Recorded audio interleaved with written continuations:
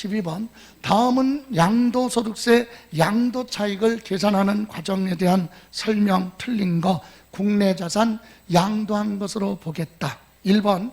자, 양수인이 취득하는 사람이 부담하기로 한 양도소득세는 양도자가 부담해야 될 양도소득세죠. 이 양도소득세는 파는 사람이 되는 거잖아, 양도자가. 그런데 누가 부담하기로 했어요?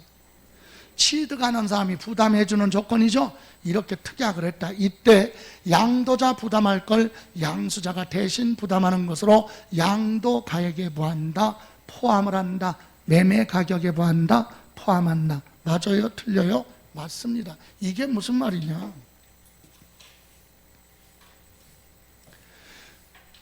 자, 시험 공부할 때는 열심히 했는데 공인중개사들이 현업에 가면 백지가지 다 까먹어요. 예. 자, 보세요. 매매 계약서를 작성을 하는데 제가 여러분한테 부동산을 아주 싸게 팔아서 10억에 매매 가격 얼마? 10억에 아파트를 팔아요. 시중에 한 12억, 13억 정도 되는데 내가 예정도 있고 그래서 얼마에 팔아서 그냥? 그럼 여러분은 싸게 사는 거야. 그래서 여러분은 나한테 대신 내가 내야 될 양도소득세 나중에 계산이 되면 세금의 5천만 원을 여러분이 대신 뭐 해주겠다? 내주겠다. 이렇게 약속을 했어요. 그런데 이 무식한 공인중개사가 여기다가 계약서에다가 특약, 매수자는 매도자가 부담해야 될 무엇을? 양도소득세 일부 5천만 원을 뭐한다? 부담하는 것을 한다. 그리고 여기다가 서명날인 딱 해놨어요. 딴소리 하지 말라 이거죠. 근데 이 계약서가 어디로 들어가? 양도소득세 신고할 때 세무서 가잖아. 예? 그럼 세무서에서 볼 때는 당신 팔면서 얼마 받았어? 10억 받았네? 그리고 세금 얼마 받았어? 5억 받았네? 매매 가격은 얼마야 그럼? 10억 5천만 원 이렇게 계산하는 거예요. 그러니까 이런 건 여기에 적는 거? 아니지. 이해가세요? 지금 그 얘기야. 취득하는 사람이 양도소득세를 부담하는 조건으로 했으면 매매 가격으로 보겠다 이 얘기야. 이해가세요? 그래서 양도소득세 부분은 양도가액에 뭐한다? 포함시킨다. 매매 가격은 10억이 아니라 얼마? 10억 5천만 원에 매매한 걸로 본다 그 얘기야. 이해가세요? 많이 다르지 않았던 거죠? 예, 그래서 맞습니다. 자, 그런데 그럼 2번 보세요. 양도소득세 양도차익을 뭐 할 때? 계산할 때, 계산하면서 양도차익을 계산할 때 실거래 가격 적용을 원칙으로 한다. 맞아요? 예, 원칙이 뭐야? 실거래 가격. 맞습니다. 다음 3번. 토지와 건물을 함께 취득하거나 양도하는 경우에는 이를 각각 구분해서 기장을 하되 토지와 건물 등 가액 구분이 불분명한 때는 분명하지 않다 그랬어요. 그럴 때는 취득 또는 양도 당시 기준시가에 따라 뭐하라? 안분 계산하라. 여러분 이거 틀렸어도 지문이 계속 나오니까 무슨 뜻인지를 이해를 하면 되는 거예요. 그냥 암기하면 안 되고. 여기 보세요. 자, 항상 우리는 늘 공부할 때 뭐라 그랬냐면 모든 부동산은 토지 따로 건물 따로따로 계산한다. 뭐 빼고? 주택. 주택은 건물하고 뭐하고? 토지하고 합쳐서 취득세 계산, 합쳐서 재산세 계산, 합쳐서 양도소득세, 모든 세금 그렇게 계산해요. 그러면 예를 들어서 상가 건물을 매매를 합니다. 그럼 상가 건물이 있고 그 다음에 토지가 있을 거 아니에요? 그러면 건물이 100억이고 만약에 토지가 50억이다. 그래서 계약서에다가 건물 매매 가격 100억, 토지 매매 가격 50억, 그래서 합쳐서 얼마? 150억. 이렇게 적어야 정상이야, 계약서에. 예? 그런데 무식한 누가? 예? 공 누구가? 예? 예, 그 사람이 뭐라고 그랬어? 이렇게 안 하고 건물하고 뭐하고 토지하고 합쳐서 그냥 상가 얼마? 150억 이렇게 적어놨단 말이에요. 그러면 세무서에서 세금 어떻게 계산해 이거? 그럼 150억 중에서 건물이 얼마고 토지가 얼마인지 구분해야 될 거 아니야. 여러분 이거 계산할 때 건물 100억에 팔았어요. 그럼 이거 옛날 건물을 얼마 주고 사서 100억에 팔았느냐, 건물에 대한 양도 차익 따로 계산.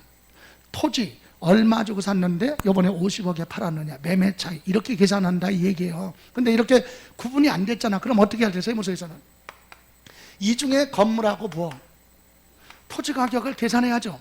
어떻게 계산해?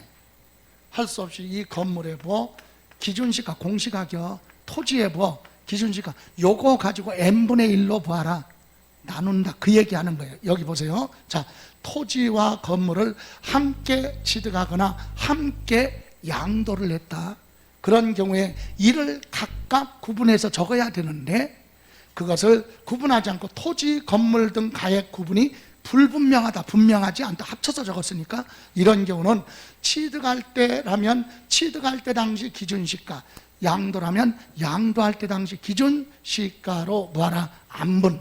그래서 나눠서 건물 가격이 얼마냐, 토지 가격이 얼마냐, 그거 계산한다, 그 뜻입니다. 이해가세요? 그래서 맞고. 예. 다음 4번, 양도 차익을 계산함에 있어서 무슨 가액, 여기서 무신고 갈 수 있어요.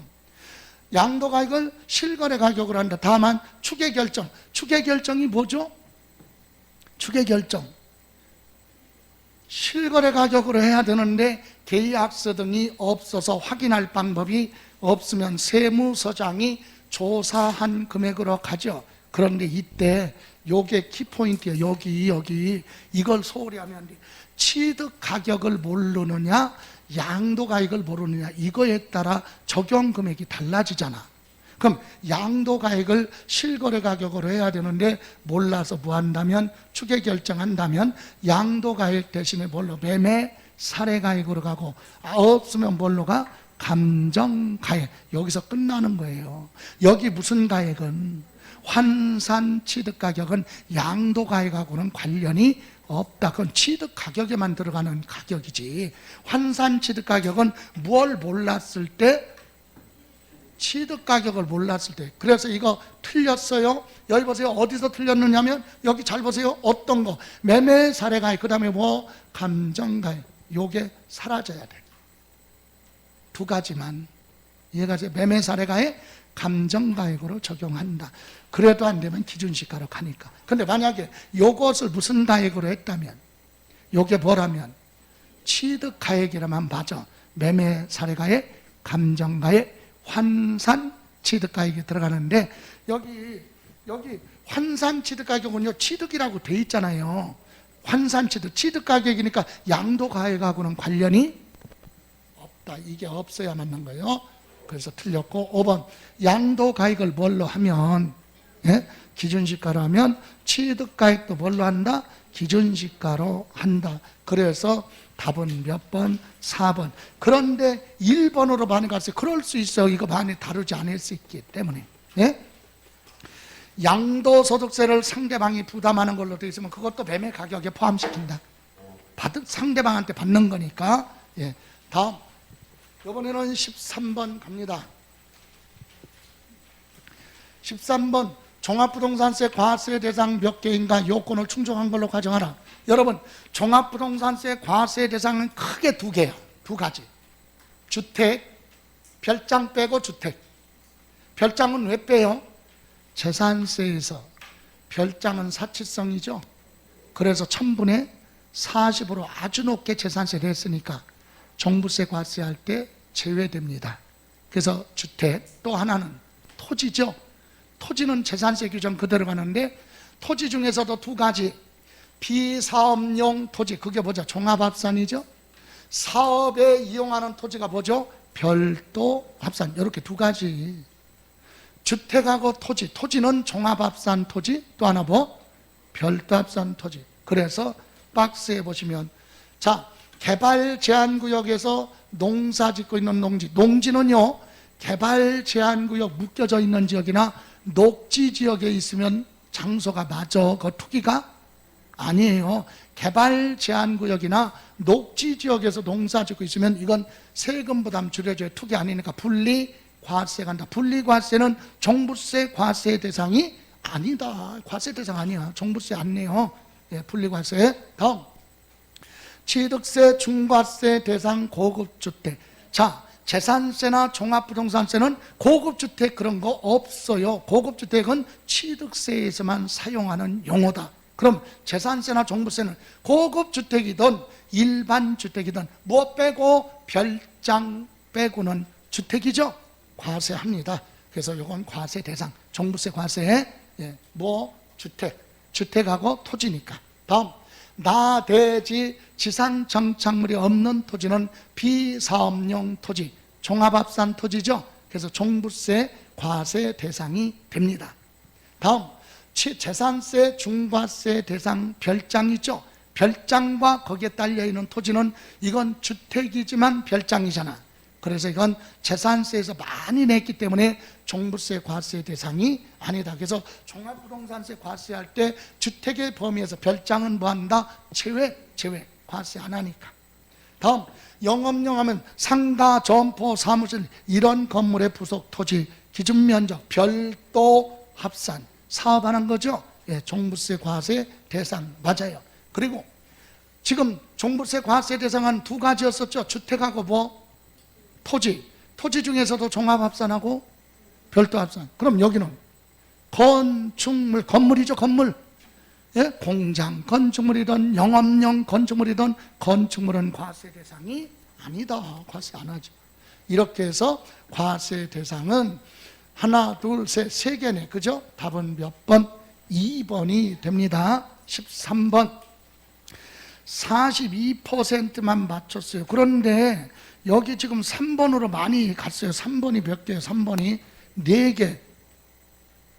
뭘 찍었나? 자, 다시 한번.